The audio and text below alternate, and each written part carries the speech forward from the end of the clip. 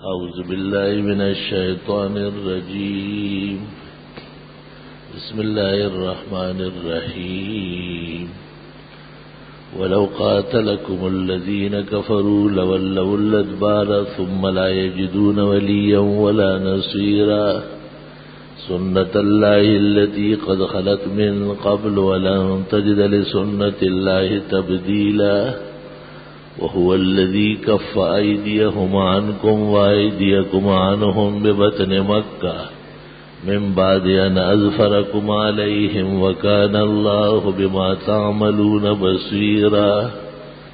اللهم صل وسلم على سيدنا ومولانا محمد وعلى آله وأصحابه وبارك وصل وسلم عليه. گزشتہ جمعہ اس موضوع پر گفتگو ہونے لگی تھی کہ اپنے ملک سے اور اپنے گھر سے محبت کرنا ایمان کا تقاضا ہے. سورہ حشر کی آیت جس میں اللہ نے بنو نذیر قبیلے کی مذمت کی تھی جو خود اپنے قلعے اور اپنے باغات اپنے ہاتھ سے کاٹ رہے تھے اور تباہ کر رہے تھے. یخربون بیوتہم بایدیہم، یہ اپنے گھر بار اور اپنے ملک و وطن کو خود نقصان پہنچاتے ہیں. اس موضوع پر کلام جاری تھا اور درمیان میں بعض مسائل آ جاتے ہیں. اس پر میں نے مصرع بھی پڑھا تھا کہ تمنا مختصر سی ہے مگر تمہید طولانی. مسلمان حقیقت میں خوبیوں کا مرقع ہے اور مسلمان میں عیب نہیں رہتا ہے. عیوب اور قبائح وہ کفر میں ہوتی ہے. اس لیے ضمائم جتنے ہیں برائیاں وہ کفار کے ہاں سے صادر ہوتی ہے. سب سے بڑا قبح اور سب سے زیادہ برائی وہ تو اللہ تعالیٰ کے ساتھ شرک کرنا ہے یا اللہ تعالیٰ کی ذات صفات اسماء قدرت اور افعال کا انکار کرنا ہے یا اللہ کے برگزیدہ بندے انبیاء علیہ السلام کی حقانیت اور صداقت کا انکار کرنا ہے. یہ سب کفار کرتے ہیں، مشرکین کرتے ہیں. ثم الذین کفروا بربہم یعدلون، یہ کافر لوگ اللہ کے ساتھ بھی شریک ٹھہراتے ہیں. اور فإنہم لا یکذبونک وَلَكِنَّ الظَّالِمِينَ بِآيَاتِ اللَّهِ يَجْحَدُونَ، یہ لوگ حضرت آپ کو جھوٹا نہیں کہتے، یہ اللہ کی آیات کو، دین کو، وحی کو، قرآن کو، اس کو جھوٹا کہتے ہیں. حالانکہ وہ پیغمبر کو جھوٹا کہتے تھے. اللہ فرماتے آپ کو جھوٹا نہیں کہتے. مطلب یہ کہ جب نبوت اور پیغمبری نہیں ملی تھی تو آپ امین و صادق تھے، اور جب ہم نے آپ کو نبوت اور رسالت عطا کی تو یہ آپ کے دشمن ہو گئے. تو حقیقت میں یہ ہمارے دشمن ہیں. قل من کان عدوا لجبریل فإنہ نزلہ علی قلبک،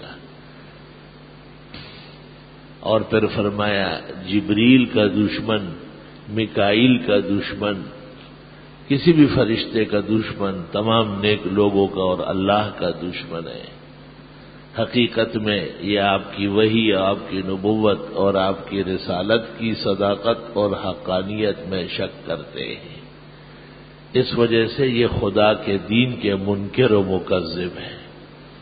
فإنہم لا یکذبونک ولکن الظالمین بآیات اللہ یجحدون. جو لوگ جناب رسول اللہ صلی اللہ علیہ وسلم کی احادیث نہیں مانتے، پاکستان میں بعض فرقے ایسے بھی ہیں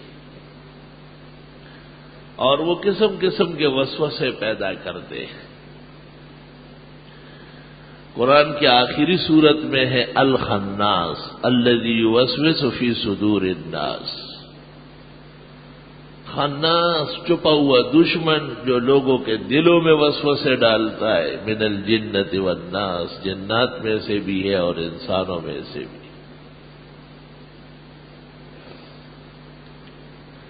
امام رازی نے اپنی تفسیر میں لکھا ہے کہ وسوسہ شروع میں چھوٹا سا ہوتا ہے، لیکن جب وقت پر اس کا دفعیہ نہیں ہوتا تو بڑا ہو جاتا ہے اور کفر تک پہنچ جاتا ہے. وسوسے اور خیالات تو سب کو آتے ہیں. انسانی دل آئینے کی طرح ہے، اور یہ آئینہ انسان کے اختیار میں نہیں ہے، بنانے والے کے اختیار میں ہے، اللہ تعالی کی.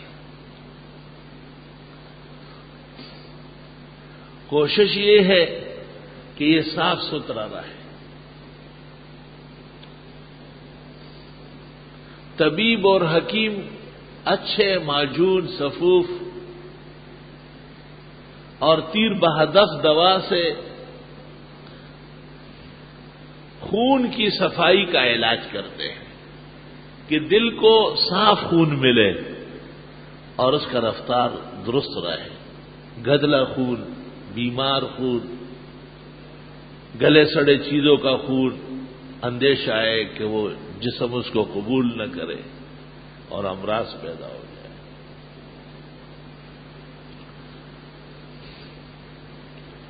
صوفی باصفا ولی کامل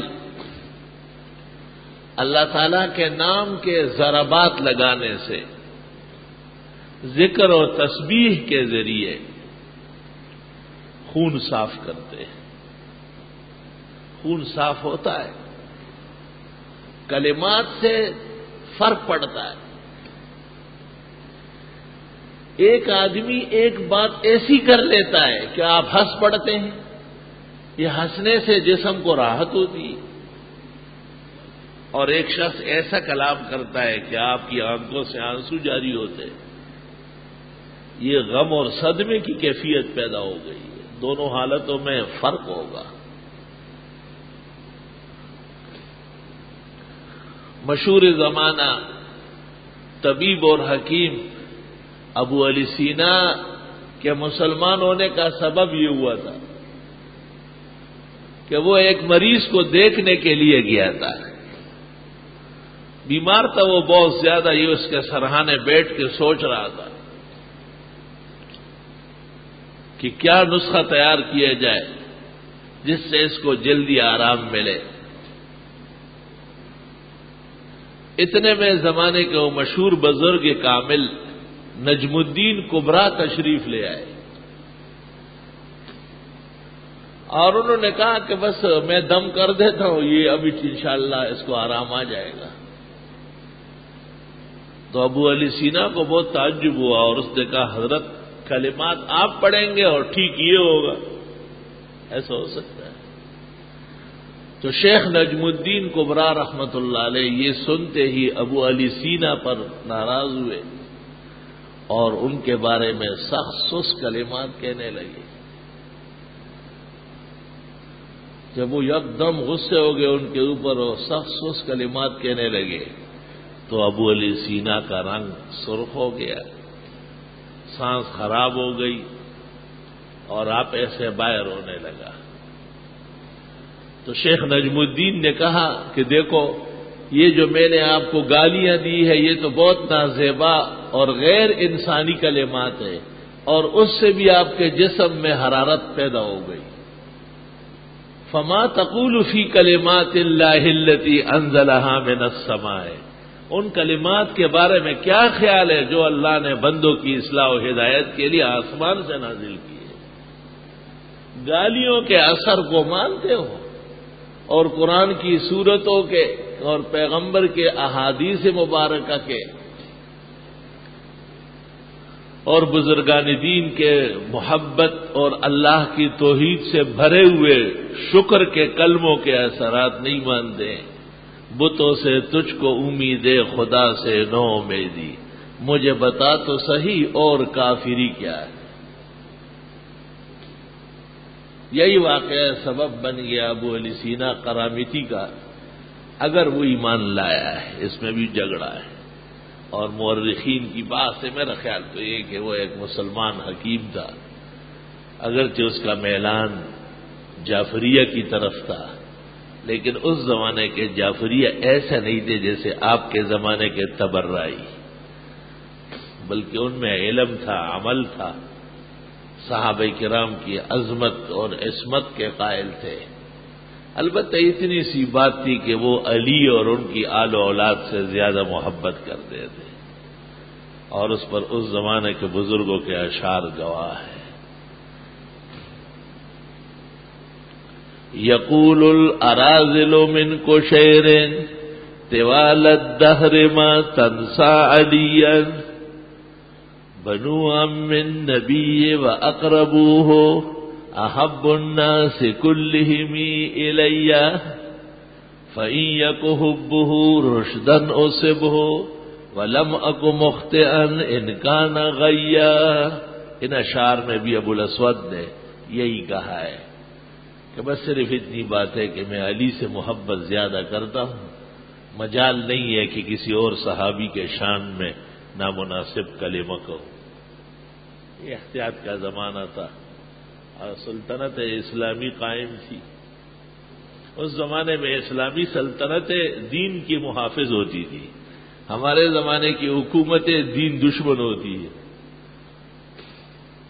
ان کے تمام حملے اہل دین پر ہوتا ہے۔ عجیب بات ہے، عجب دور دیدم دری پادشاہی کہ للو و پنجو ہمیشت سے پائی۔ ایسے ایسے لوگ حکمران بن گئے جو بجائے بھارت پر حملہ کرنے کے کہا ان سے دوستی ضروری ہے، اسرائیل کے وجود کو ختم کرنے کا کہتے وہ تو امریکہ کا برانچ ہے، ہماری ریاست ہے، اور وہ لوگ جو ازل سے ابد تک مسلمانوں کو تکلیفیں پہنچاتے ہیں، چاہیے تو یہ تھا کہ ان کے ساتھ سختی ہوتی، لیکن ان کے بارے میں تو نرم گوشہ ہے اور اپنے بارے میں سختی ہے بے انتہا، اور یہ قرآن کے خلاف ہے۔ قرآن مجید میں اللہ نے اسلامی جماعت کا ذکر کیا ہے، رحماء بینہم، آپس میں شیر و شکر ہے، اشداء علی الکفار، اللہ کے دشمنوں کے مقابلے میں نہایت سخت رہتے ہیں۔ یہ مسلمان کی شان ہے اور ان کے اوصاف ہے۔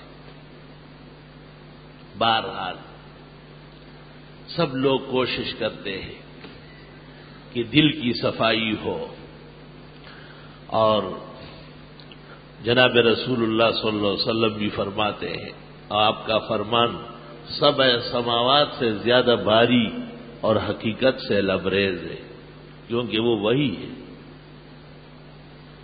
ان هذه القلوب لتصدع، ان دلوں کو بھی زنگ لگ جاتی ہے بہت زیادہ باتیں کرنے سے، غلط لوگوں میں اٹھنے بیٹھنے سے،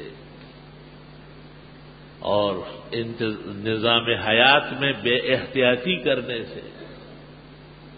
جیسے بہت گھومنے پھرنے والوں کے کپڑے میلے ہو جاتے ہیں، کئی دن تک چلت پھرت سے جسم شرابور ہو جاتا ہے، بدبو تک آ جاتی ہے، کپڑے بدلنے ہوتے ہیں، دھلانے ہوتے ہیں، جسم کے لیے نہانا ہوتا ہے، صابن اور مختلف چیزیں استعمال کرنی پڑتی ہے۔ جناب رسول اللہ صلی اللہ علیہ وسلم فرماتے ہیں اس دل کو بھی زنگ لگ جاتی ہے۔ اوہو، مکان خالی پڑا رہے، فارسیان کہتے ہیں خانہ خالی را دیو می گیرت، جن اور دیو اس میں بسیرا شروع کر لیتے۔ تعلیم انسان کو نہ دے، ایک عجیب ہیولا بن جائے گا، درندہ شکل کا انسان ہو، اس کی ہر ادا خطرناک ہو۔ ایک خطرناک انسان کو کلمہ پڑھا دے اور دینی تعلیم دے، وہ زمانے کا غوث اور قطب بن جائے گا۔ قیمتی انسان بن جائے گا۔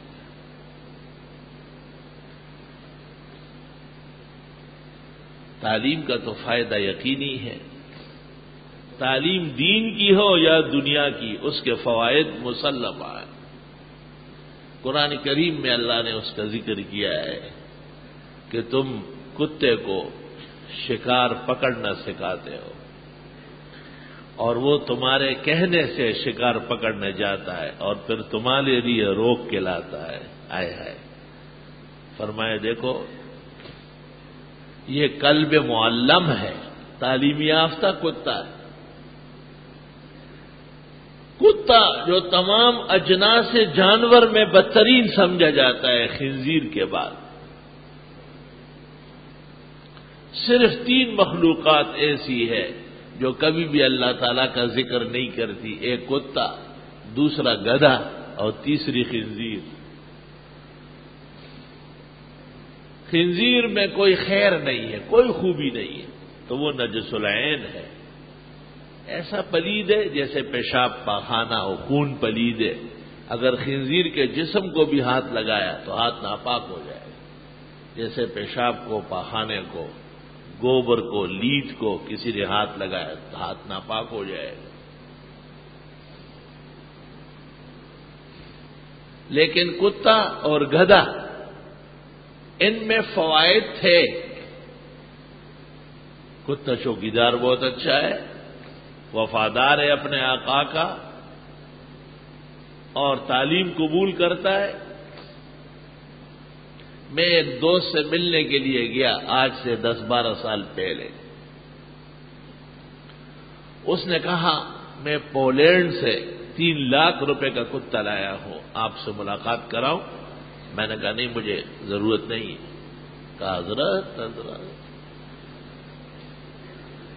اس زمانے میں یہ 3 لاکھ 4 لاکھ کی کوٹھی ملتی، اس نے کہا جتنی قیمت اس کوٹھی کی ہے اتنی قیمت کا کتا لایا ہو، زیارت تو کرو۔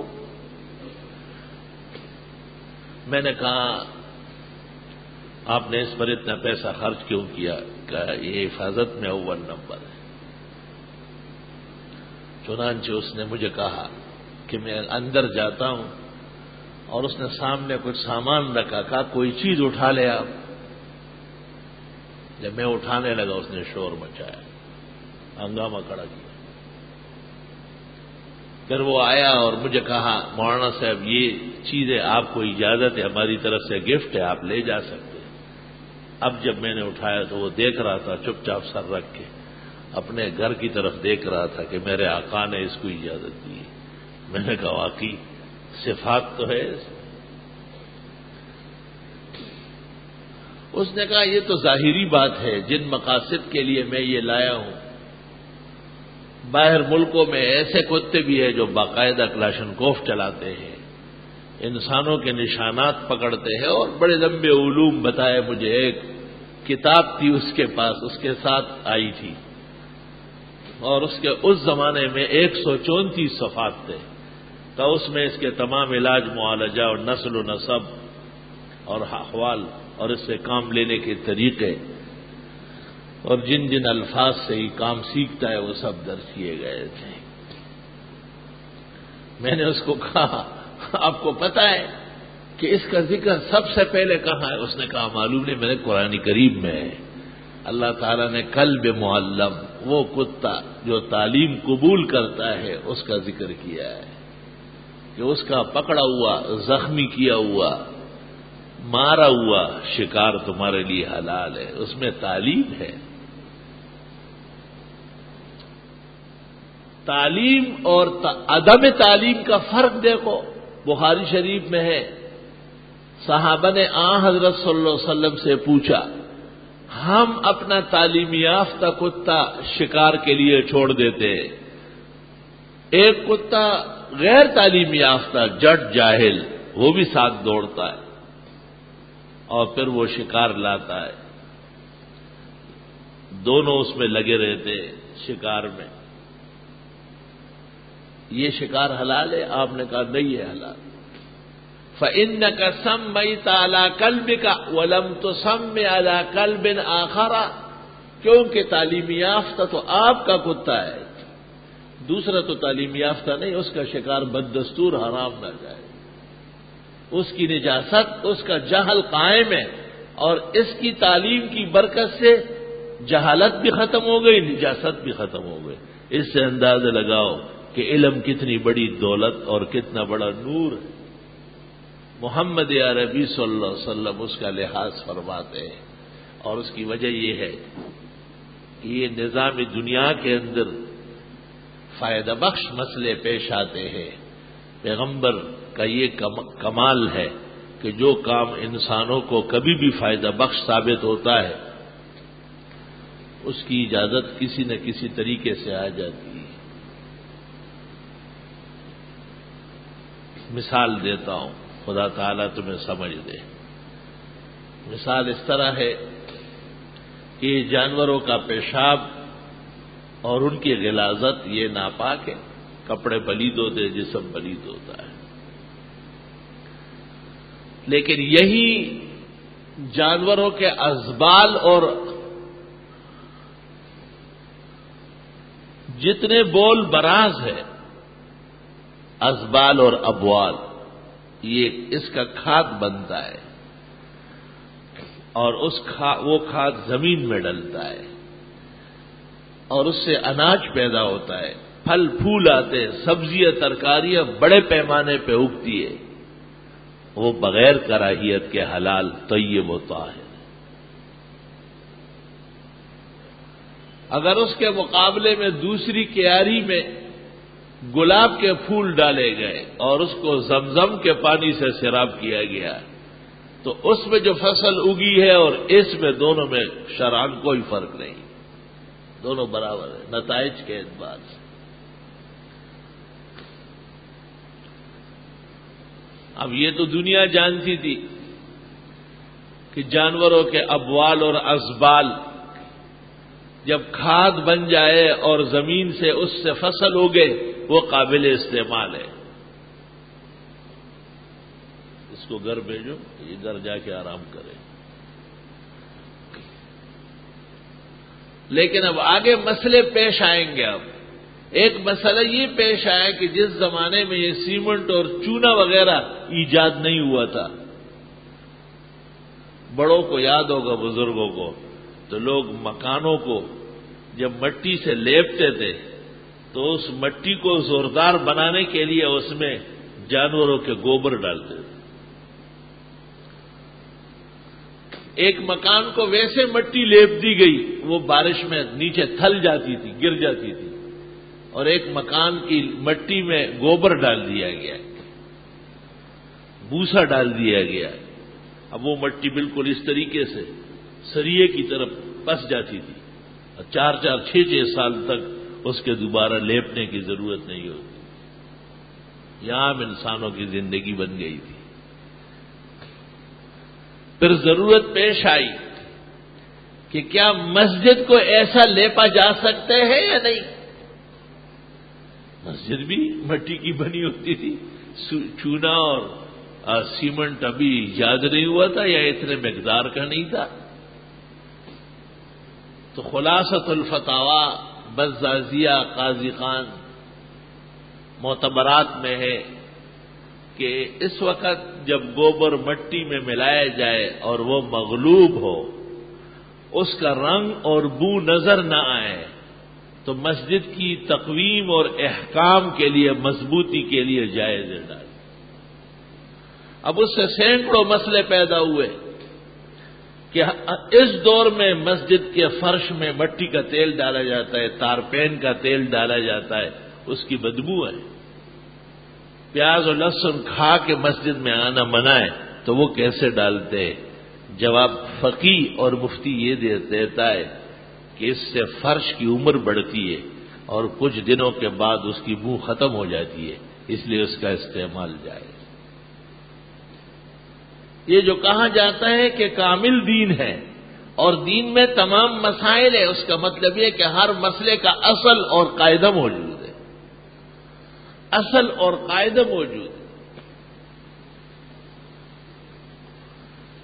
پیغمبر نے جب حضرت معاذ کو یمن روانہ کیا اور ان کو کہا کہ فیصلے کیسے کرو گے، کا قرآن کریم کے ذریعے، کہ اگر اس میں نہ ہو، کا سنت کے ذریعے، کا اگر اس میں نہ ہو، کہ اجتہد برائی، قرآن و سنت کو دیکھ کے فقہ سے اور اجتہاد سے مسائل حل کروں گا. تو آپ بہت خوش ہوئے، آپ نے کہا الحمدللہ الذی وفق رسول رسولہ لما یحب ویرضی. خدا کا شکر ہے جس نے پیغمبر کے قاصد کو دین کی سمجھ اور دین کی فقہ عطا فرمایا. بڑی حیران کن بات ہے کہ جب اس نے کہا قرآن کے مطابق فیصلہ کروں گا تو آپ نے الحمدللہ نہیں کہا، یہ تو ہر شخص کر سکتا ہے. اور جب اس نے کہا کہ میں حدیث اور سنت کے مطابق فیصلے کروں گا، آپ نے پھر بھی الحمدللہ نہیں پڑھا. لیکن جب اس نے کہا کہ میں فقہ کے مطابق فیصلے کروں گا، فقہ قیامت تک چلنے والا علم ہے، آپ نے کہا الحمدللہ، خدا کا شکر ہے. وجہ یہ کہ فقہ نتیجہ ہے کتاب و سنت کا. جب ایک شخص آپ کو کہے کہ میں قرآن سے ثابت کرتا ہوں، یہ کافی نہیں ہے، اس کے بعد وہ آیت پڑھے، تب جا کے آپ کہتے ہیں کہ ہاں اس آیت سے مسئلہ ثابت ہے. وہ مسائل جو کتاب و سنت کے ہیں اس کو فقہ کہتے ہیں، اور جو شخص کتاب اور سنت میں پورا ماہر ہو وہ مسائل نکال سکتا ہے. اس لیے جناب رسول اللہ صلی اللہ علیہ وسلم نے الحمدللہ پڑھا.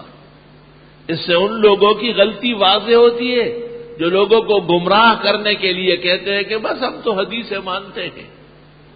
کیا مطلب ہے؟ فقہ نہیں مانتے ہیں.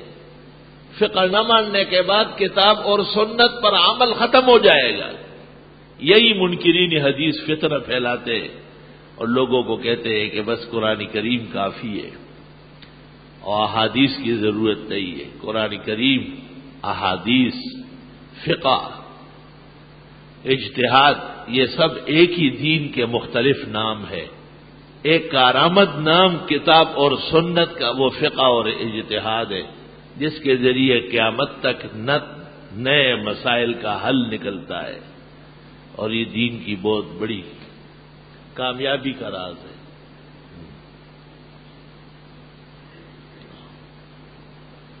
لا الہ الا اللہ. بہرحال مسلمانوں کا ایمان ہے اس بات پر کہ ان کے خیر اور فلاح کے لیے اللہ تعالیٰ نے کامل و اکمل دین بھیجا ہے. اس کامل و اکمل دین میں سب خیر ہے، کئی شر نہیں ہے. عنوان آج یہ ہو گیا. شر، قبح، بدعملی، نجاست، غلاظت، یہ سب شیطان کے ذریعہ ہے. بدعت اور بڑے اور بزرگوں کا انکار، یہ سب شیطان کے ذریعہ ہے. اتنی عجیب بات. اللہ رب العالمین نے ملائک کو کہا کہ سجدہ کرو آدم کو، انہی کے سامنے بنایا مٹی سے. لاش پڑی رہی. کہتے ہیں آدم علیہ السلام کا جسد جب پڑا تھا، جسد، جسم، تو ملائک اور مخلوقات جب گزرتی تھی تو ناک چھپاتی. اللہ تعالیٰ نے کہا اب دیکھو. حق تعالیٰ نے روح پھونکی. جب روح پھونکی تو ملائک اور اس وقت کے مخلوقات دیدار سے سیر نہیں ہو رہی. دیدار سے سیر نہیں ہو رہی. حق تعالیٰ نے کہا ایسا نہیں چھوڑوں گا، اس کا سجدہ کرو. سب مل کے جھک جاؤ، سر زمین پہ رکھو اس کے آگے. تم نے کیسے، میں نے کہا ہے کہ میں زمین میں خلیفہ بناتا ہوں، تمہیں اس سے کراہیت ہو رہی تھی. بڑا آدمی جب بڑائی منواتا ہے تو اس کے سامنے کوئی رکاوٹ نہیں ہوتی. ملائک سمجھ گئے، چٹپٹ سجدے میں چلے گئے. لیکن ابلیس نے سجدہ نہیں کیا. ایسے ایک مثال دے رہا ہوں، چٹپٹ چلتے ہوئے. فرشتوں نے جب سجدے سے سر اٹھایا، یہ اکڑو پکڑو کڑا ہے، وہ ڈر کے مارے پھر چلے گئے. اس لیے ہر رکعت میں 2 سجدے تجویز ہوئے.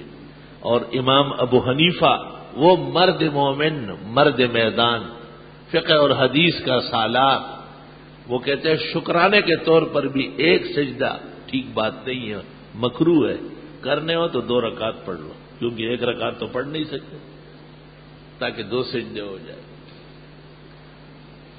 حضرت کی نظر پورے دین پر، ادیان پر ہے، مسائل ایسے بناتے ہیں کہ آسمان و زمین اس کی نظیر پیش نہیں کر سکتے۔ لوگوں نے صدقے خیرات کے طور پر نہیں، ان کی جلالت علم، وسعت نظر، تعمق فی الدین کی وجہ سے امام ابو حنیفہ کو امام اعظم کہا ہے۔ ابو حنیفہ کا مطلب بھی یہ ہے نرالا، مثالی، جس جیسا کوئی اور نہ ہو۔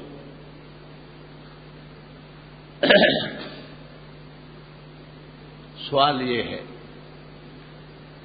کہ ابلیس کے سامنے 2 باتیں تھیں۔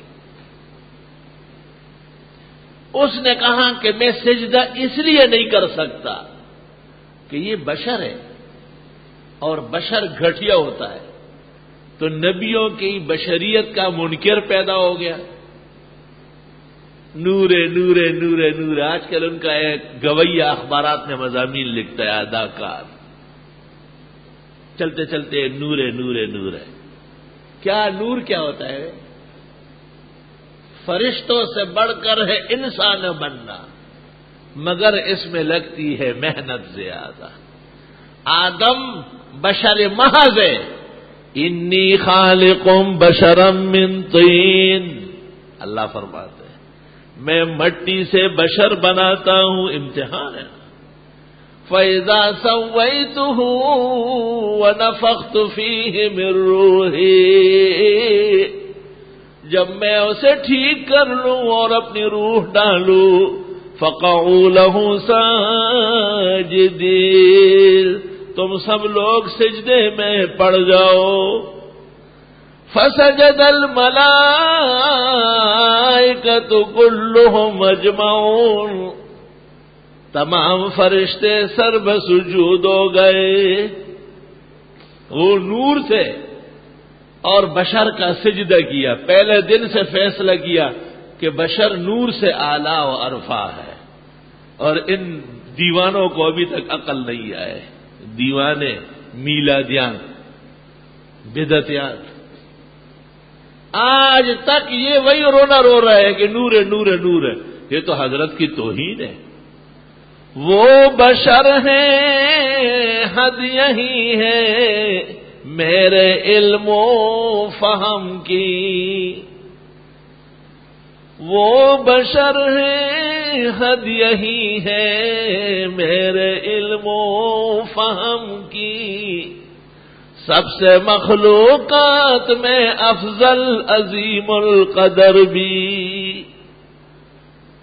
قل انما انا بشر مثلکم یوحی الی، میں بشر ہوں لیکن میرے پاس وحی آتی ہے۔ اللہ، قل سبحان ربی، آپ فرمائیے میرے رب کی پاکی کی قسم، میرے رب کی پاکی کی قسم، تو جواب قسم کیا ہے؟ حل کنت الا بشرا رسولا، میں نہیں ہوں مگر نرا بشری پیغمبر۔ قسم کھا کے خدا کی عظمت و پاکی کی قسم کھائی۔ اس لیے علماء نے کتابوں میں بشریت کے منکر کو کافر کہا ہے۔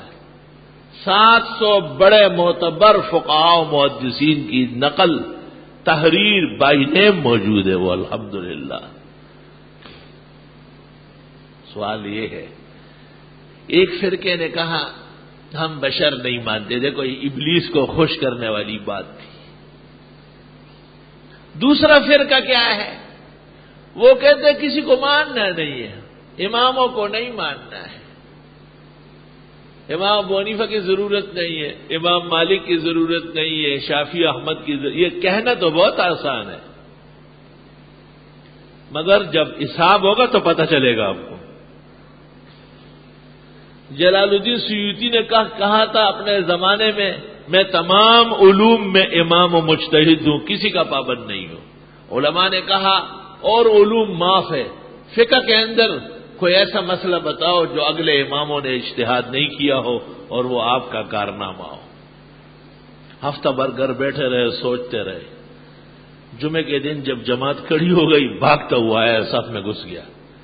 جیسے ہی سلام امام نے پھر ممبر پہ کھڑے ہو گیا، بھائی وہ غلطی کی ہے، امام شافعی رحمۃ اللہ علیہ کا مقلد ہو، تب جا کے ان کی زندگی بچ گئی، کیونکہ وہ عالم تھا، اللہ کا نیک بندہ تھا، انہیں غلطی کا احساس ہوا۔ یہ تو ڈوب جاتے ہیں اور ان کو احساس ہوتا نہیں، احساس جانتے رہی کہ احساس ہوتا کیا ہے۔ اور مولانا روم نے لکھا ہے کہ طوطے کو سکھایا گیا تھا کہ طوطے خیال رکھنا کہیں بلی تجھے کھا نہ لے۔ وہ ہر وقت کہتا تھا توتی خیال کا پشو دی نخری، طوطے خیال رکھنا بلی نہ کھائے، تو بلی کہیں آیا اسے پکڑ لیا گردن سے، اس کا آدھا منہ بلی کے منہ میں اور آدھا چونچ باہر، اور کہتا تھا خیال رکھنا بلی پکڑ نہ لے۔ در پس آئی نئے طوطے سے فتح داشتام، ہر کے استاد مرا گفت بیان مین کو نام۔ اللہ تعالی امت کو ہدایت نصیب فرمائے اور ہم سب کو دین و دنیا کی غلطیوں سے محفوظ فرمائے۔ میں نے عرض یہ کرنا تھا کہ مسلمان کی خمیر میں، اس کی سرشت میں اپنے وطن سے محبت ہے۔ وَلَقَدْ كَتَبْنَا فِي الزَّبُورِ مِن بَعْدِ الذِّكْرِ أَنَّ الْأَرْضَ يَرِثُهَا عِبَادِيَ الصَّالِحُونَ، ہم نے یہ فیصلہ کیا ہے کہ ہماری زمین کے وارث آخرکار نیک بندے ہوں گے۔ اس کی 3 تفسیریں ہیں۔ ایک یہ کہ جنت کی زمین مراد ہے اور وہ صرف اور صرف مسلمانوں کو ملے گی، اللہ تعالیٰ آسانی سے اپنے فضل و احسان سے نصیب فرمائے۔ دوسری تفسیر یہ ہے کہ اس سرزمین سے مراد مکہ اور مدینہ ہے اور وہ صرف مسلمانوں کی ہے۔ اللہ تعالیٰ مغرب کی نظر بد سے اور ان کے الحاد اور کفر بواہ کے اشر سے محفوظ فرمائے، اور وہاں کی خادم موحد متبع سنت اسلامی حکومت کو اللہ تعالیٰ تا دیر سلامت رکھے۔ اپنی دعاؤں میں حکومت سعودیہ کو شامل رکھو، بہت غیرتی ایماندار، بہت ہی سلیقہ مند اور حرمین شریفین کے دل و جان سے خدمت کرنے والے ہیں۔ اگر یہ کہا جائے کہ صحابہ کے بعد گزشتہ ادوار میں ایسی خدمت کسی نے نہیں کی ہوگی تو انشاءاللہ مبالغہ نہیں ہوگا۔ وہاں جا کر عبادت کرنے والے اس بات کی تصدیق کریں گے۔ اور تیسری تفسیر یہ ہے کہ ہر مسلمان جس سرزمین پر رہتا ہے اور اس سرزمین پر اس کو مذہب پر عمل کرنے کی اجازت ہو، اس سرزمین سے محبت کرنا ضروری ہے۔ اس سے پتہ چلا کہ جن ملکوں میں مسلمان کو اپنے مذہب اور دین پر عمل کرنے کی اجازت ہے، ان ملکوں کا وفادار رہنا بھی جائز ہے، اور ان کے ساتھ دغا، خیانت، بے وفائی اور سازش آرائی کرنا جائز نہیں ہوگا۔ تو جو ملک اسلام کے نام پر بنے ہیں اور کچھ اسلامیات کو اس میں فروغ بھی حاصل ہے، جیسے ہمارا پاکستان بنا تو یہی تھا۔ پاکستان کا مطلب کیا؟ لا الہ الا اللہ، یہ نعرے لگتے تھے اس زمانے میں، سن 47 کے آس پاس۔ اس نعرے پر محمد علی جناح اور عبدالرب نشتر پٹیل اور لیاقت علی خان کے جلسے آراستہ پیراستہ ہوتے تھے، مسلمانوں میں جذبہ تھا۔ کچھ دور اندیش اور بھی تھے اور انہوں نے کہا یہ آگے چل کر اس پر چلیں گے نہیں، یہ صرف آپ کو دھوکہ دینے کے لیے ہے۔ ان کو اصل میں پاکستان سے عداوت نہیں تھی، انہیں مسلمانان ہند کی فکر تھی، اور ان مساجد اور مدارس کا غم تھا کہ یہ کیسے لے کے جائیں گے، ہندو ان میں اپنے گھوڑے کھڑے کر دیں گے، مندر بنا لیں گے، اور آج تک وہاں کے مسلمان پاکستان بننے کے جرم میں مارے جاتے ہیں۔ اللہ تعالیٰ انہیں بھی وہاں اسلامی ریاست بنانے کی توفیق دے۔ وہ ایک مسلم لیگی سے کسی نے پوچھا کہ آپ لوگ تو نعرہ لگاتے تھے پاکستان کا مطلب کیا، لا الہ الا اللہ، پھر اس پر عمل نہیں ہوا؟ کہ ہوا نا۔ کہ کیسے؟ کہ آپ نے اس کا کیا مطلب سمجھا ہے؟ اس شخص نے کہا کہ میں نے یہ مطلب سمجھا ہے، اور سب لوگ یہ سمجھتے ہیں کہ پاکستان میں صرف کلمے کے مطابق کام ہوگا۔ مسلم لیگ نے کہا تم سمجھتے نہیں ہو بات کو، اس کا مطلب یہ کہ لا الہ الا اللہ کے علاوہ اور کچھ نہیں ہوگا، صرف لا الہ الا اللہ ہے۔ پھر بھی ملک بھر کے مسلمان اور مجاہدانہ شان کے علماء، انہوں نے سرتوڑ کوششیں کر کے اس وقت کے پاکستان کے شیخ الاسلام، دارالعلوم دیوبند کے متکلم، مفسر، محدث حضرت مولانا شبیر احمد صاحب عثمانی نے محمد علی جناح اور ان کے رفقا کو بہت ساری چیزوں کا قائل کر دیا تھا، اور حقیقت یہ ہے کہ محمد علی جناح اور ان کے رفقا اس میں مخلص تھے، لیکن افسوس کہ محمد علی جناح کو موقع نہیں ملا، وہ 1 سال بعد 48 میں فوت ہی ہو گئے، بیمار تھے، بہت شدید غم صدمے تھے اس میں۔ ان کے قریب ترین مخلصین رفقا کا کہنا تھا کہ اگر قائد اعظم کو کچھ آگے چل کر موقع مل جاتا تو وہ مولانا کو کہہ چکے تھے کہ آپ جید علماء کی کمیٹی بنائیں اور میرے سامنے کر دے کہ میں ان کے سامنے اعلان کر لوں کہ پورے ملک پر اسلامی آئین نافذ ہے۔ علماء لکھتے ہیں اگر ایسا ہو جاتا تو پاکستان ٹوٹنے سے بچ جاتا۔ ٹوٹا اس لیے ہے کہ منشور نہیں تھا، آئین صاف نہیں تھا۔ اسے بھی آئین کہتے ہیں کہ لوگ مل کر کے اسے پارلیمنٹ میں بنا لے۔ آئین تو آسمان سے نازل ہوتا ہے اور بندوں کو ایک جیسی اطاعت کرنی پڑتی ہے، ایک جیسی اطاعت۔ ایک ہی صف میں کھڑے ہو گئے محمود و ایاز، ایک ہی صف میں کھڑے ہو گئے محمود و ایاز، نہ کوئی بندہ رہا نہ کوئی بندہ نواز۔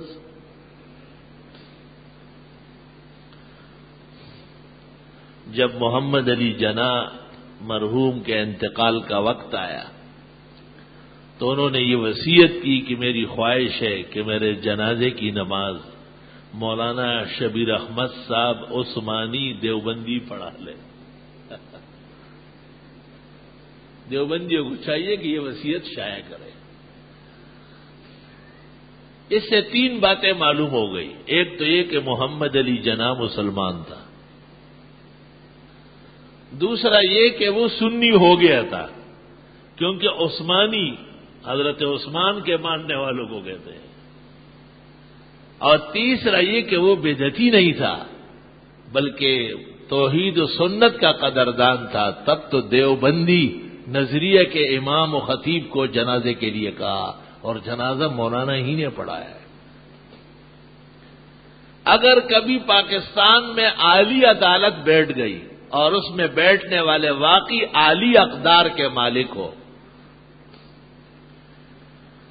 اور یہ پٹیشن پیش کی گئی اور اس پر صحیح طرح عادلانہ فیصلہ ہوا تو انشاءاللہ تعالی پاکستان کا اسلامی دستور اور پاکستان میں بالادستی اول اسلام کو، اس کے ساتھ سنیت کو اور پھر دیوبندیت کو رہے گی۔ روافظ اور بدعتیان یہ اس کے ارکان نہیں بن سکتے ہیں کیونکہ یہ بانی پاکستان کے نظریے کے مخالف ہے۔ اس سے پتہ چلا ہے کہ بہت دنیا نے پاکستان کے لیے قربانیاں دی، لیکن یہ جو محمد علی جناح نے الفاظ کہے ہیں ان لوگوں نے سب سے زیادہ، اور ان کی قربانیاں اللہ کے ہاں قبول ہو چکی ہیں۔ یہ کسی تعصب کی بات نہیں بلکہ حقیقت تاریخ کا اظہار ہے کہ اگر میں نہ رہا دنیا میں میرا کوئی شاگرد کوئی قدردان آ جائے گا اس وقت جب صحیح عدالت بیٹھے گی، جس عدالت کا اپنا ذہن ہو، جس عدالت میں واقعی انصاف ہوتا ہو، جو عدالت کسی کے پریشر اور دباؤ کا شکار نہ ہو، وہ عدالت یقیناً یہ بات مانے گی کہ بانی پاکستان محمد علی جناح نے جو احسان عظیم کر کے پاکستان بنایا ہے، اس ملک میں ان لوگوں کی اکثریت، ان لوگوں کی آئینی بالادستی یہاں رہنے والوں کے لیے ضروری ہوگی، کیونکہ اپنے ملک سے محبت کرنا دین کا تقاضا ہے اور ہر مسلمان کا یہ فریضہ ہے کہ وہ دین کے ساتھ اپنے ملک اور وطن کا بھی وفادار ہو۔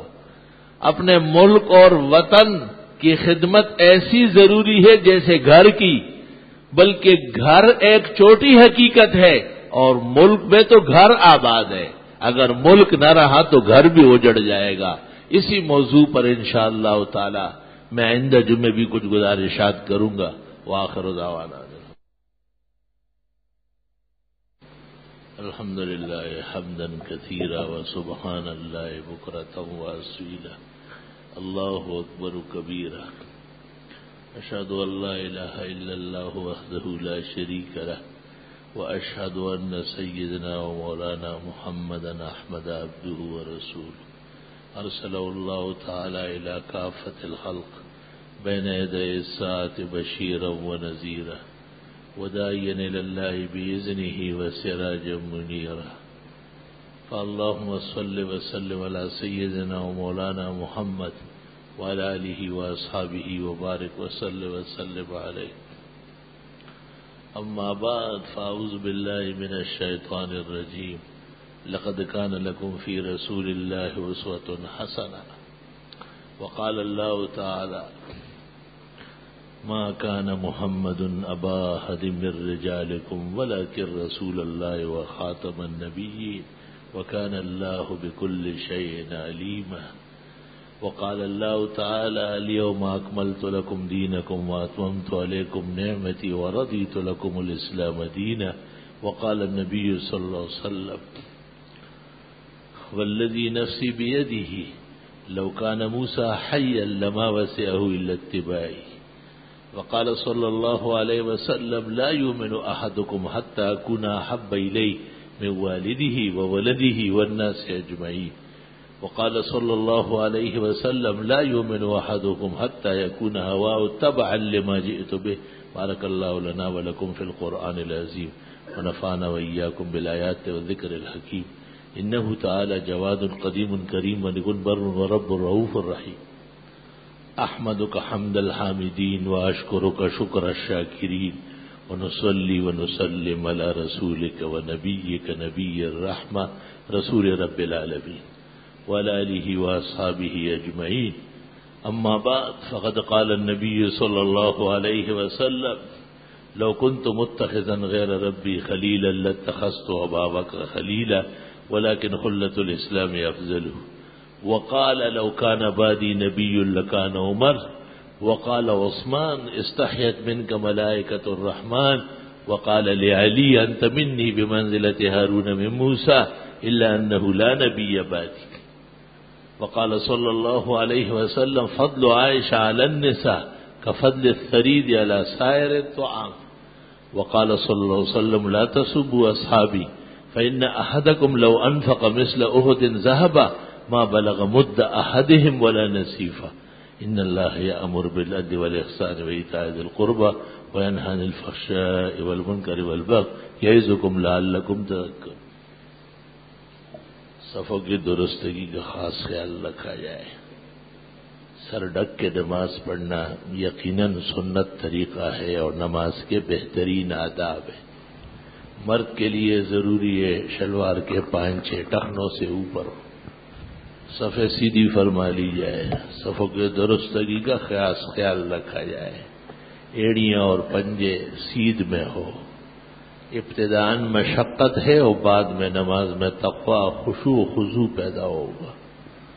الحمدللہ رب العالمین وصلی اللہ وسلم علی رسولہ الکریم وعلی آلہ واصحابہ اجمعین. ربنا آتنا فی الدنیا حسنہ وفی الآخرۃ حسنہ وقنا عذاب النار.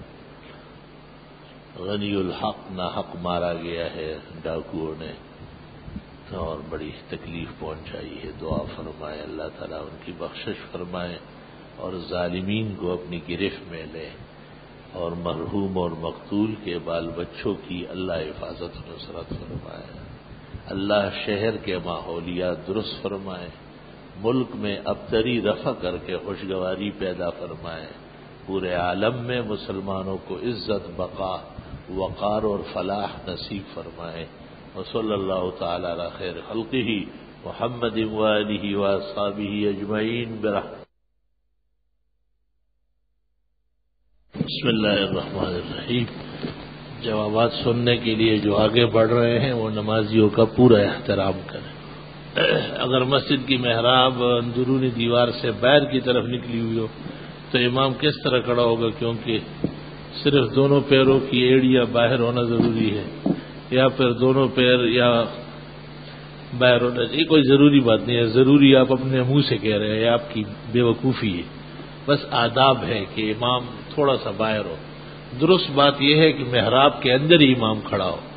قرآن کریم میں ہے وَهُوَ قَائِمٌ يُصَلِّي فِي الْمِحْرَابِ. پیغمبر زکریا علیہ السلام محراب کے اندر کھڑے ہو کے نماز پڑھا رہے ہیں. جن لوگوں نے یہ لکھا ہے کم سوچ سے لکھا ہے، اس لیے فقہ کا یہ جزیہ محل نظر ہے. درست بات یہ ہے کہ امام کا بغیر عذر کے پورا محراب میں کھڑے ہونا درست اور صحیح ہے، اور اس کے خلاف عبارات سب کتاب و سنت کے منافی ہے.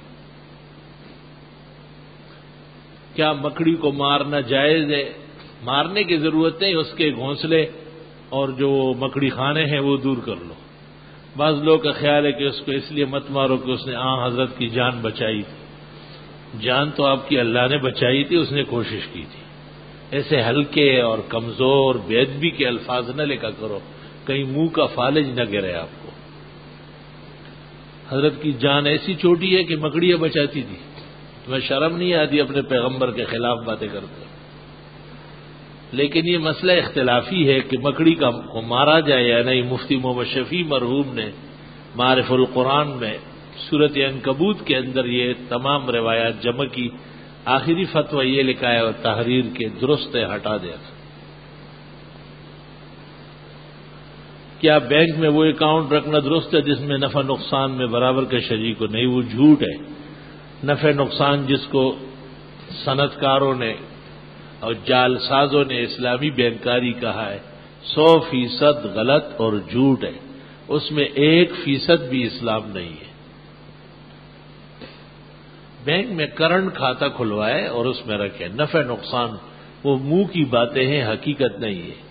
حنبلی مسلک میں کن کن حالت میں مسافر سمجھا جاتا ہے. آپ کو حنبلی فقہ کی ضرورت نہیں، اپنا فقہ سنبھالو، کہیں ایسا نہ ہو کہ کچھ اور معاملہ تیرا ہو جائے. رات کو آپ نے فرمایا کہ صحابی کو عجلت میں پڑھنے سے منع فرمایا. حرم میں پڑھی جانے والی نماز سنت کے مطابق لگتی، جبکہ پاکستان کسی مسجد میں بھی پڑھی جانے والی نماز اجرت کی لگتی ہے، خاص طور پر رکوع کے بعد قیام سجدے. بہرحال یہ باتیں اصلاح کے قابل ہیں. میں سر میں وگ استعمال کرتا ہوں جو بالوں سے بنی ہوئی ایک ٹوپی ہوتی ہے، بلکہ اس کو ٹوپی بھی کہا جاتا ہے. کیا ضروری ہے کہ میں نماز پڑھتے وقت اس کے اوپر بھی ٹوپی پہنوں؟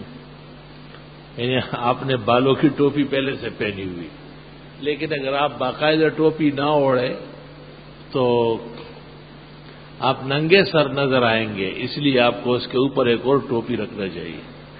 موٹر سائیکل پر جاتے ہوئے ہیلمٹ تو پہنتے ہو، اس سے تو شرم نہیں آتی تجھے جو 8 کلو کی ٹوپی آپ کو اڑواتے ہیں.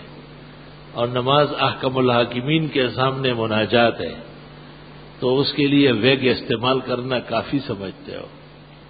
اور ویگ کا مسئلہ نہیں پوچھتے ہو کہ پیغمبر نے بال بناوٹی لگانے والے پر لعنت فرمائی ہے اور اسے جہنمی کہا ہے. سورۃ انعام نکون اول اسلام میں سبب سے پہلے اسلام لانے والا، جبکہ اس سے ہی کسی صورت میں حضرت ابراہیم کے لیے کہا گیا، یعنی اپنے دین کے اعتبار سے حضرت ابراہیم علیہ السلام اپنے دین کے اعتبار سے اول من اسلم ہے. ہر پیغمبر اپنے دین کے اعتبار سے اول من اسلم ہے.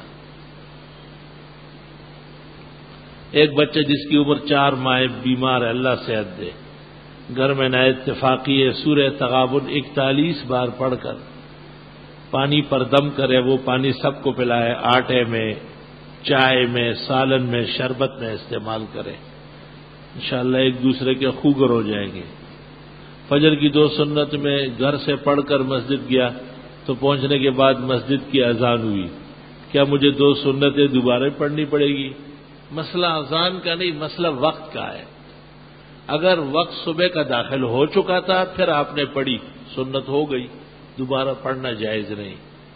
اور اگر آپ نے وقت فجر سے پہلے ہی پڑھی ہے تو وہ نفل ہو گئے، اور وقت فجر داخل ہونے کے بعد سنت فجر دوبارہ پڑھ. بینک میں کیشیئر کی ملازمت جائز ہے؟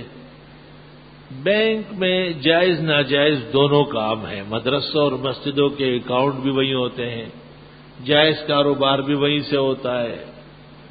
تو اس اعتبار سے بینک کی ملازمت کو مطلقاً ناجائز کہنا فقہ سے ناواقفیت تھی. البتہ بچنے میں خیر و عافیت ہے، چونکہ بینک میں جائز کام بھی ہوتے ہیں، اس لیے اس کی ملازمت درست بات یہ ہے کہ جائز ہے، ہاں پسندیدہ نہیں ہے. سفر کے دوران کسی کا سامان پیسہ چوری ہو جائے اور کوئی جان پہچان بھی نہیں ہے تو اپنے گھر جانے تک سوال کر سکتا ہے. نماز جنازہ کی نیت بتائیے، اور یہ کہ مسبوق اگر آ جائے تو آتے ہی نیت کر لے گا یا تکبیر کا انتظار کرے گا. تو اس صورت میں کس طرح نماز جنازہ؟ 4 تکبیریں اللہ کے لیے، ثنا رب العزت کے لیے اور نماز میت کے لیے. مگر ایسا نہ ہو کہ یہ پاک سرزمین شادباد کا ترانے کی طرح پڑھنے لگے. بس دل سے یہ جاننا کہ میں مرحوم کا جنازہ پڑھتا ہوں، اللہ اکبر، یہ نیت کافی ہے. اور مسبوق جب بھی آ جائے، جس وقت بھی جنازہ ہو رہا ہو، درست بات یہ ہے شامل ہو جائے. اللہ اکبر کا انتظار صحیح نہیں ہے، اور چوتھی تکبیر کے بعد بھی شامل ہوگا اور سلام امام کے ساتھ نہیں پھیرے گا. اللہ اکبر اللہ اکبر اللہ اکبر اللہ اکبر کر کے پھر سلام پھیرے گا. اور اگر جنازہ اٹھ گیا اس دوران تو اس شخص کا جنازہ ٹوٹ گیا، اس سے پہلے سلام پھیرنا ضروری تھا. نماز میں تلاوت کرتے کرتے 2-3 سجدے آ جائے تو یہ کس طرح سجدہ ادا کرے گا؟ اور ادا نہ کی تو نماز کے بعد ادا کر سکتا ہے. جیسے جیسے تلاوت کرتا ہے اور سجدے آتے کرتا رہے، اللہ اکبر سجدہ اللہ اکبر سجدہ. اور اگر کوئی حرج ہے تو رکوع میں اور سجدے میں ہو ہی جائے گا، دل میں نیت ہے. سجدے صلاتیہ جو نماز میں واجب ہو جائے وہ نماز کے باہر نہیں پڑھا جائے گا. اسی طرح جو سجدے خارجیہ نماز سے پہلے جو تلاوت ہوئی باقی ہے وہ نماز میں نہیں ادا ہوگا. حضرت صلی اللہ علیہ وسلم کی داڑھی مبارک کیا اتنی بڑی تھی کسی نے مبارک اس میں چپ جایا کرتا؟ یہ درست نہیں ہے، بلکہ حضرت کی داڑھی ایک قبضے کے برابر تھی، ایک مشت کے برابر. قدرتی طور پر آپ داڑھی لیتے نہیں تھے. شمائل میں یہ مسئلہ موجود ہے. میری بیٹی کا نکاح ہو گیا، ابھی رخصتی نہیں ہوئی، اس کے سسرال والے اس کو اپنے میکے کی شادی کی تقریب میں لے جانا چاہتے. اس میں شریعت کیا ہے؟ جب تک رخصتی نہیں ہوئی سسرال والوں سے پردہ ضروری ہے. ان کو کوئی حق نہیں کہ وہ اسے اپنے پاس بلائے، اور آپ کو کوئی حق نہیں کہ آپ قبل رخصتی بچی کو ان کے ساتھ بھیج دیں. ناجائز، غلط، خلاف مروت. گزشتہ جو میں کیا گیا لیکن جواب نہیں مل سکا. گزارش ہے کہ اس کے جوابات حاصل کیے جائے. ایک شخص نے ملک پاکستان کو گالی دی اور ساتھ ہی دلیل دی کہ حضرت مدنی پاکستان بننے کے مخالف. یہ جوابات ہو گئے، فضولیات لکھی آپ نے. آپ فضولیات کے مرتکب ہیں. اس کا اتفاقی جواب تقریر میں ہو گیا ہے. اگر آپ انسان ہیں اور انسانوں سے پیدا ہے تو آپ کے لیے وہ خطبے والا جواب کافی ہے. اور اگر آپ درندہ ہے تو درندہ تو بھونکتا ہی رہتا ہے. اگر کوئی بھی فرض نماز 1-2 رکعت نکل جائے تو تحیات پڑھنا ہے یا بعد اخیر تک؟ نہیں، جب بھی امام کے ساتھ بیٹھے، ایک رکعت نکلی ہو یا دو، التحیات عبدہ و رسولہ تک پڑھنا ہے۔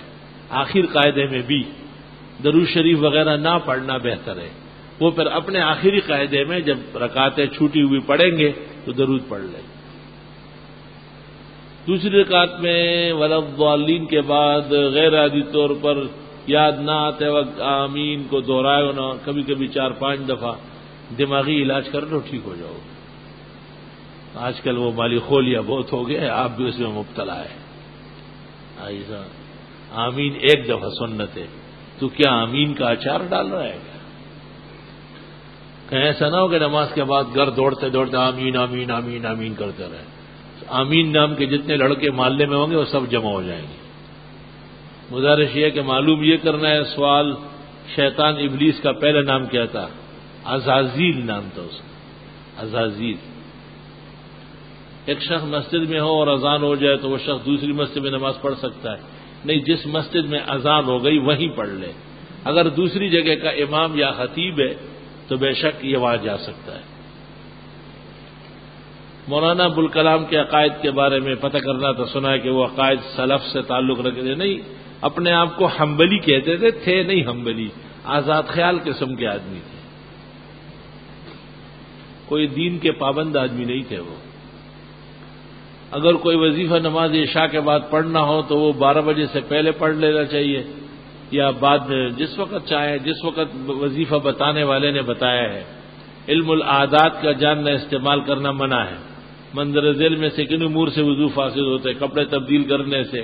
ہاں، کپڑے تبدیل کرتے ہوئے ہوا خارج ہو گئی تو وضو کرے گا، ورنہ کپڑے تبدیل کرتے ہیں تو نہیں ہوتا۔ شرمگاہ کو دیکھنے سے یا چھو لینے سے وضو نہیں ٹوٹتا، سفر کرنے سے وضو نہیں ٹوٹتا۔ برائے مہربانی میرے لیے امتحانات میں کامیابی، آپ کے لیے عقل کی دعا کرتا ہوں کہ اللہ تجھے عقل دے، امتحان میں بھلے فیل ہو جاؤ لیکن انسان بن جاؤ، پھر پاس ہو جاؤ۔ میں سنگاپور میں رہتا ہوں، وہاں کے مسلمان کھانے میں اکثر جھینگا استعمال کرتے ہیں۔ واہ، یہ سنگاپور رو رہا ہے، یہاں واٹر پمپ جھینگوں سے بھرا ہوا ہے، سارے ادھر کے بنگالی اور نیم بنگالی سب کھاتے ہیں۔ جھینگا کھانا حرام ناجائز ہے، مچھلی نہیں ہے۔ فقی الہند اور محدث الہند مولانا رشید احمد گنگوئی نے فتاوی رشیدیہ میں لکھا ہے، سود کا پیسہ الگ کرنے کے لیے کس کو دینا درست ہے؟ جن کے لیے مردار کھانا جائز ہو، اتنا غریب الحال، پست ہو اور پریشان حال ہو، بغیر نیت ثواب کے ان کو دے دے۔ اگر کوئی دوسرے کا کافر کہے تو اس بارے میں کیا مسئلہ ہے؟ اگر واقعتاً وہ کافر ہے تو کہنا ضروری تھا، اور اگر واقعتاً وہ کافر نہیں ہے تو یہ کہنا درست نہیں ہے۔ یہی حال دوسرے لفظ کا ہے۔ ابن کثیر نے اپنی تاریخ میں لکھا ہے کہ عبید اللہ ابن عمر حضرت معاویہ کے ساتھ جنگ صفین میں شریک تھا، تو سوال یہ ہے کہ عبید اللہ ابن عمر کے ساتھ شراب میں قتل ہوا ہے، ایک نہیں ہوگا، 2-3 ہوں گے نا، ایک نام کے کئی بیٹے بھی ہوتے ہیں۔ وہ ابو شحمہ کہلاتا تھا، جو شراب پینے میں 2 دفعہ سزا ہوئی ہے، اس کا نام بھی عبید اللہ ہے، لیکن وہ مشہور تھا ابو شحمہ سے۔ شاہ صاحب نے فیض الباری حدود میں لکھا ہے، مسئلہ کچھ یوں ہے کہ ایک شخص نے کچھ رقم مجھ کو دی اور کہا کہ یہ رقم فلاں شخص کو دینا۔ میں نے جواب دیا ٹھیک ہے، اگر وہ گھر آئے تو ان کو دے دوں گا، یا ان کے بھائی صاحب تو دے دوں گا۔ لہذا اتفاق ان کے بھائی ملنے کے لیے گھر آئے، میں نے وہ رقم ان کو دے دی اور کہا کہ یہ رقم نے بھائی کو دے دینا۔ رقم لے کر گاڑی کے پیٹے سیٹ کے نیچے رکھ دی، دوبارہ لینا بھول گیا۔ بہرحال اس میں مجرم آپ ہیں، آپ کو کچھ کہا گیا اور آپ نے کچھ کیا، آپ کو دوبارہ ادا کرنا پڑے گا۔ نماز جنازہ میں اکثر لوگ پاؤں اپنے جوتوں پر رکھتے ہیں، غلط کرتے ہیں۔ دوسرا اکثر دیکھا گیا کہ دائیں جانب سلام پھیرنے کے ساتھ ہی دائیں ہاتھ چھوڑ دیتے اور بائیں طرف سلام پھیرتے وقت بائیں طرف ہاتھ چھوڑ دیتے، یہ درست ہے۔ صحیح طریقہ یہ ہے کہ دونوں طرف سلام پھیرنے کے بعد ہاتھ چھوڑیں۔ ایک خاتون جو کہ صاحب نصاب زکوٰۃ ادائیگی سے چند دن قبل اس کے پاس مزید زیورات آ گئے، تو کیا اب وہ سبز جیا جو بعد میں آئے، جن کا سال پورا نہیں ہوا، کل کے ساتھ مل کر اس کی بھی زکوٰۃ لازم ہے؟ کیا یہ بات کسی حدیث قرآن ثابت ہے کہ ولی اللہ اور پیر فقیر اللہ سے ہم کلام ہو سکتے ہیں یا نہیں؟ کیوں کچھ لوگ یہ دعویٰ کرتے ہیں، غلط کہتے ہیں پیر فقیر کی کوئی حقیقت نہیں، وہ عام انسان ہوتے ہیں اور شریعت کے پابند ہوتے ہیں، البتہ ان کی محنت زیادہ ہوتی ہے، اللہ کے ان کے ساتھ خاص نظر عنایت ہوتی ہے۔ حضرت نے امام حسین یا کسی شخص کو تعویذ باندھا تھا، یعنی ہرگز نہیں، کبھی بھی نہیں۔ تعویذوں والی باتیں بھی کمزور ہے۔